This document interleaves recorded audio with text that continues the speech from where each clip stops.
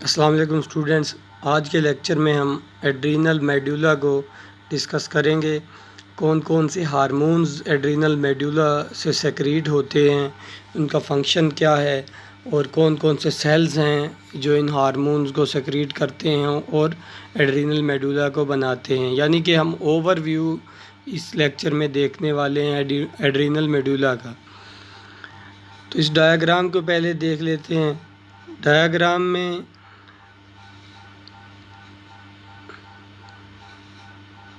Kidney के ऊपर ये एड्रीनल ग्लैंड्स नज़र आ रहे हैं। तो इनके अंदर भी हमें दो पार्ट्स नज़र आ रहे हैं। एक पार्ट है इंटरनल,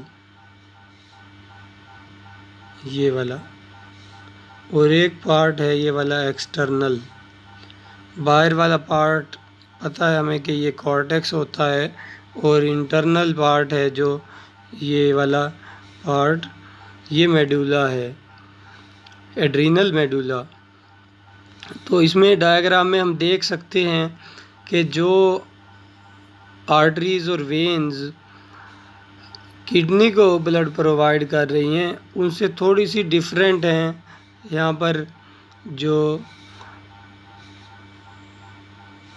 एड्रीनल ग्लैंड्स को प्रोवाइड करती हों, मतलब कि यहाँ पर इंफीरियर, सुपीरियर एड्रीनल आर्टरी वगैरह और इंफीरियर फेरेनिक आर्टरी, ये सारी ब्लड प्रोवाइड करती हैं। तो ब्लड से रिलेटेड ये सारी आर्टरीज़ के नेम आप ट्रांसपोर्ट सिस्टम में भी पढ़ चुके होंगे। यहाँ पर हम इनको इसलिए डिस्कस कर रहे हैं क्योंकि इन्होंने हार्मोन्स को लेकर जाना है एड्रीनल ग्लैंड से। तो स्टार्ट करते हैं रीड करना इसको। The paired mammalian adrenal glands, as the name implies, are situated near the kidney. Paired adrenal gland होते हैं मैमल में, और नाम से पता चल रहा है एड्रीनल, तो ये किडनी के आसपास होंगे। ठीक है, यहाँ पर किडनी के ऊपर मौजूद हैं। Each adrenal gland is in fact two gland in one. एक एड्रीनल ग्लैंड दो ग्लैंड्स पर मुश्तमिल है, इकट्ठे हुए हैं जो कि यहाँ पर। An outer layer adrenal cortex which surround an inner portion called adrenal medulla. The portion, two portions of adrenal glands are of quite different origin. दोनों का जो डेवलपमेंट के दौरान ओरिजिन होता है एड्रीनल ग्लैंड का और एड्रीनल मेडुला का, वो डिफरेंट है। एड्रीनल जो कॉर्टेक्स होता है यानी बाहर वाला पोर्शन, ये डिराइव किया जाता है मीज़ोडर्मल टिश्यूज से, मीज़ोडर्म से। और जो मेडुला है, मेडुला एपिडर्मल टिश्यूज से यानी एपिब्लास्ट वगैरह से ये डिराइव किया जाता है। Adrenal cortex produce steroid hormones, इसलिए इसको स्टीरॉयडोजेनिक भी कहते हैं, steroidogenic. Involve in blood ion and glucose regulation, glucocorticoid, mineralocorticoid वगैरह नेक्स्ट लेक्चर में पढ़ेंगे, जो कि कॉर्टेक्स से प्रोड्यूस होते हैं, और इन्फ्लेमेटरी रिएक्शन वगैरह में भी इन्वॉल्व हैं। और एड्रीनल मेडुला जो कि आज का टॉपिक है, इसमें हम कैटेकोलामाइंस के बारे में डिस्कस करेंगे। कैटेकोलामाइंस जो हैं ये एपिनेफ्रीन और नॉर एपिनेफ्रीन को कहा जाता है। एपिनेफ्रीन और नॉर एपिनेफ्रीन रिलीज़ होते हैं सिंपैथिक नर्व से और एड्रीनल मेडुला से। इनका बहुत सारा फंक्शन है, नेक्स्ट लेक्चर्स में डिस्कस करेंगे कि मेटाबॉलिक फंक्शन क्या है, कार्डियोवास्कुलर फंक्शन क्या है, हार्ट को फास्ट या स्लो कैसे करते हैं, which in total constitute a fight और फ्लाइट रिएक्शन। एमरजेंसी की जो कंडीशन होती है, फ़ाइट और फ्लाइट रिएक्शन, ख़तरे के टाइम पे या डर जाने के टाइम पे जो बॉडी के अंदर अचानक से एलिवेटेड लेवल्स आते हैं ब्लड सर्कुलेशन के, हार्ट बीट वगैरह के, ऑटोनोमिक नर्वस सिस्टम के बारे में बात की जा रही है। ऑटोनोमिक नर्वस सिस्टम ये सारा प्रोसेस करता है। एग्जांपल दी, अगर एक कैट किसी डॉग की बार्क को, भौंकने की आवाज़ को सुन लेती है तो उससे ये फाइट और फ्लाइट रिएक्शन आता है बॉडी में इसके, यानी उसके लिए एक इमरजेंसी कंडीशन होती है, एक्सीडेंटल कंडीशन भी कह सकते हैं। Catecholamines are not simply release during fight और flight situation but are released during wide variety of physiological condition. For example, during heavy exercise or even when human move from and sitting to a standing position. जब हम खड़े होते हैं, बैठते हैं, चलते फिरते हैं, उस टाइम पे भी ये हार्मोन्स रिलीज़ होते हैं, लेकिन ज़्यादा अमाउंट में ये फाइट और फ्लाइट सिचुएशन में रिलीज़ होते हैं। एड्रीनल मेडुला को क्रोमैफिन सेल भी कहा जाता है, क्रोमैफिन सेल्स भी कहा जाता है, क्योंकि ये जब इनकी स्टेनिंग की जाती है क्रोमियम साल्ट से तो ये बहुत आसानी से स्टेन हो जाते हैं। तो ये इम्पोर्टेंट एक बात है कि क्यों एड्रीनल मेडुला को क्रोमैफिन टिश्यूज़ या क्रोमैफिन सेल्स कहा जाता है, क्योंकि ये क्रोमियम साल्ट से आसानी से स्टेन हो जाते हैं। दी chromaffin sales that produce norepinephrine. अब यहाँ पर दो तरह के सेल्स हैं। कुछ सेल्स ऐसे हैं एड्रीनल मेडुला में जो नोरेपिनेफ्रिन प्रोड्यूस करते हैं। इनका जो ये डार्क होंगे, ज़्यादा स्टेनिंग होगी इनकी, और शेप में इरेगुलर होंगे ये ग्रैन्यूल्स। जबकि एपिनेफ्रिन को प्रोड्यूस करने वाले सेल्स हैं, जो एपिनेफ्रिन को प्रोड्यूस करने वाले सेल्स का कलर लाइट है, स्टेनिंग उनकी और स्फेरिकल ग्रेन्यूल्स हैं। Chromaffin cells are modified post ganglionic sympathetic neurons. Sympathetic neurons के बाद में सेल्स आते हैं। इस बात को इस डायग्राम से क्लियर करेंगे। एक प्री गैंग्लियोनिक फाइबर है ये, इसके बाद ये जो हमारे पास सेल नज़र आ रहा है पूरा सेल है, जो कि ये सारा सेल ये प्री गैंग्लियोनिक फाइबर के बाद आया, तो इसको हम पोस्ट गैंग्लियोनिक फाइबर कहते हैं। इसके बारे में डायग्राम के बारे में बाद में डिस्कस करते हैं।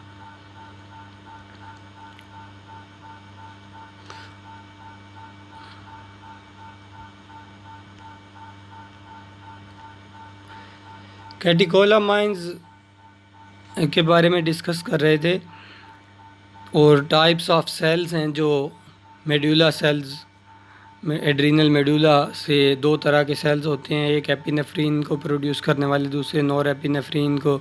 एपिनेफ्रिन वाले लाइट स्टेन्ड होते हैं, नॉर एपिनेफ्रिन वाले डार्क स्टेन्ड हैं। और under some conditions the chromaffin cells will grow to typically post ganglionic sympathetic neurons. अब कुछ कंडीशंस ऐसी होती हैं जब ये इनको बहुत थोड़ी अमाउंट में ग्लूकोकोर्टिकाइड मिलता है, उस टाइम पे ये पोस्ट गैंग्लियोनिक सिंपैथिक न्यूरॉन्स की शक्ल में तब्दील हो जाते हैं। लेकिन अभी ये बिल्कुल वैसे नहीं है।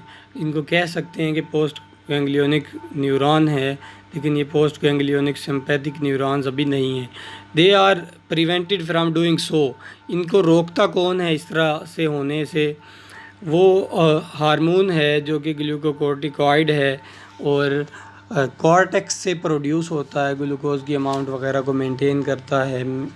इसी तरह अभी बात यहाँ पर एक्सप्लेन नहीं की कि क्यों वहाँ से कैसे हार्मोन्स आते हैं कॉर्टेक्स से मेडुला में।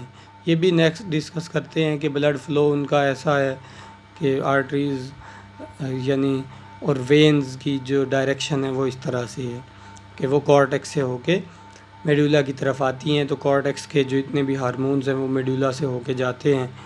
सेंसेस ऑफ कैटिकोलामाइंस कैसे प्रोड्यूस होते हैं, पूरा मैकेनिज़्म है।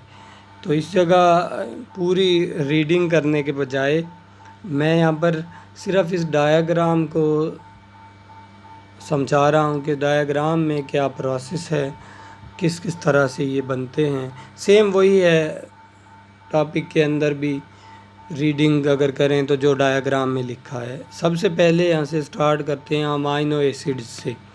डायग्राम में जो कर्सर है, जो लेबल कर रहा हूँ मैं, आपने उस पर नज़र रखनी है बस। अमाइनो एसिड्स आते हैं ख़ास किस्म के प्रोटीन्स बनाने के लिए। क्रोमोग्रेनिन एक टाइप है और दूसरी टाइप है एनकीफेलिन। ये दो तरह की प्रोटीन्स हैं। इन प्रोटीन्स के प्रिकर्सर बनते हैं फ़िलहाल एंडोप्लाज्मिक रेटिकुलम में, फिर ये एंडोप्लाज्मिक रेटिकुलम से बनने के बाद इस डायरेक्शन में आते हैं। आने के बाद गोल्जी अपरेटस में मुकम्मल तौर पे अपनी मैच्योर प्रोटीन में कन्वर्ट होते हैं, क्रोमोग्रेनिन और एनकीफेलिन में। और ये आकर एक ग्रेन्यूल्स में यहाँ पर हम देख रहे हैं कि ग्रेन्यूल्स की फॉर्म में, वेसिकल की फॉर्म में ही बन के आया होगा ये प्रोटीन, गोल्जी बॉडी से वेसिकल की फॉर्म में रिलीज़ हुआ। और इसके अंदर मज़ीद अब क्या चीज़ें ऐड हो रही हैं, मज़ीद इसके अंदर ऐड हो रही हैं माइटोकॉन्ड्रिया से कुछ सब्सटेंस जो कि एटीपी है, यानी इन ग्रेन्यूल्स में एटीपी भी मौजूद होगी। एडिनोसिन से एएमपी बनना, फिर एएमपी से एडीपी, फिर एटीपी, और वो स्टोर हो जाएगी यहाँ पर माइटोकॉन्ड्रिया से आकर इन वेसिकल्स में। ये जो एरिया है बाहर वाला एरिया, ये सारा साइटोसोल है। ये जितना भी एरिया मौजूद है ये साइटोसोल की बात की जा रही है बैकग्राउंड में। अब जो ग्रेन्यूल्स हैं ये प्रोड्यूस करते हैं नोरेपिनेफ्रिन को। ग्रेन्यूल्स में नोरेपिनेफ्रिन प्रोड्यूस होती है। वो कैसे प्रोड्यूस होती है? अब जो पहले से प्रोटीन थी क्रोमोग्रेनिन और एनकीफेलिन, ये इधर मौजूद हैं अंदर इसमें। इनके मौजूदगी में इर्द गिर्द से आकर नोरेपिनेफ्रिन इकट्ठा होना शुरू होता है। और नोरेपिनेफ्रिन कैसे बनता है उसके लिए ये पूरा पाथवे दिखाया गया है। इस पाथवे में नोरेपिनेफ्रिन के बनने का प्रोसेस है। यानी सबसे पहले ये जो साइटोसोल है, साइटोसोल में टायरोसिन की कन्वर्जन होगी। वहाँ पर एक एंजाइम होगा टायरोसिन हाइड्रोक्सिलेज जो कि डोपा बनाएगा। डोपा डीकार्बोक्सिलेज से डोपामीन बनेगा। डोपामीन जो है वो जाएगा, डोपामीन मज़ीद आगे माइटोकॉन्ड्रिया में। और इसके अलावा डोपामीन की कन्वर्जन है जो डोपामीन बीटा हाइड्रोक्सिलेज एंजाइम करता है, जो कि हाइड्रोक्सिलेज एंजाइम नोरेपिनेफ्रिन में इसको कन्वर्ट कर देगा। ये लास्ट स्टेप था जो कि बाहर हो रहा था, स्टेप डोपामीन से नोरेपिनेफ्रिन की कन्वर्जन है, जो कि ये स्टेप अब एंट्री हो जाएगी इसकी इस ग्रेन्यूल में यानी वेसिकल में। अब इसके बाद जो एपिनेफ्रिन है ये कैसे बनेगी? एपिनेफ्रिन बनने के लिए नोरेपिनेफ्रिन जो है बाहर आएगी पहले, ठीक है। नोरेपिनेफ्रिन बाहर सेक्रीट हो जाएगी इस वेसिकल में से, ग्रेन्यूल में से बाहर। दोबारा साइटोसोल में मौजूद है एक enzyme phenyl ethanol amine and methyl transferase, जो कि ट्रांसफ़र करेगा मिथाइल ग्रुप को। नाम से पता चल रहा है एंजाइम की अगर क्लासिफिकेशन को स्टडी किया जाए तो 7 किस्म के एंजाइम हैं, 7 क्लासेस हैं, जो कि नाम से ही हम समझ सकते हैं कि फ़ंक्शन क्या होगा इनका अगर नोमेनक्लेचर को पढ़ें तो। यहाँ पर जो ट्रांसफेरेज है उसका मतलब ये है कि मिथाइल को ट्रांसफ़र कर रहा है, मिथाइल ग्रुप को। नोरेपिनेफ्रिन में एक मिथाइल ग्रुप आकर अटैच हो रहा है, इससे ये बन रहा है एपिनेफ्रिन। अब एपिनेफ्रिन बन के दोबारा से इसमें एंटर हो जाएगा। एपिनेफ्रिन होगा एक वेसिकल में या फिर नोरेपिनेफ्रिन, कोई एक हो सकता है, दोनों नहीं होंगे। हर एक का वेसिकल अलग अलग होगा, ये बात भी याद रखनी है। नेक्स्ट अब इनकी सेक्रीशन से मुतल्लिक है। जब कभी भी स्टिमुलस आएगा इस प्री गैंग्लियोनिक फाइबर से, स्टिमुलस में ये कोलिनर्जिक है तो एसिटाइलकोलिन को रिलीज़ कर रहा है। एसिटाइलकोलिन को रिलीज़ करने की वजह से ये जो सेल थे हमारे एड्रीनल मेडुला के, इनमें कैल्शियम दाखिल होना शुरू होगा। कैल्शियम के दाखिल होने से अंदर से एक्सोसाइटोसिस होना शुरू होगी। कैल्शियम के दाखिल होने से क्यों एक्सोसाइटोसिस होती है? क्योंकि एक्सोसाइटोसिस के लिए जो कलेथ्रिन वगैरह डायामिन प्रोटीन्स वगैरह हैं जो ये एक्टिवेट होती हैं, तो इस वजह से कैल्शियम एक्सोसाइटोसिस में रोल प्ले करता है।